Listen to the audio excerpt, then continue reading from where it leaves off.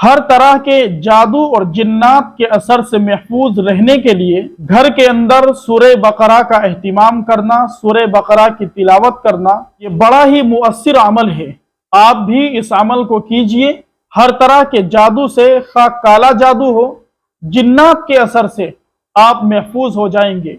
हदीस शरीफ के अंदर आका अलैहिस्सलाम ने फरमाया, जिस घर के अंदर सूरह बकरा पढ़ी जाती है तो शयातीन वहां से भाग जाते हैं। एक दूसरी रिवायत के अंदर पैगंबर अलैहिस्सलाम ने फरमाया, सूरह बकरा का पढ़ना ये बाइस बरकत है और इसका छोड़ देना ये बाइस हसरत है और अहले बातिल इस पर काबू नहीं पा सकते। उलमा ने लिखा है कि जो शख्स सूरह बकरा की तिलावत का एहतिमाम करता है उस पर जादू नहीं हो सकता।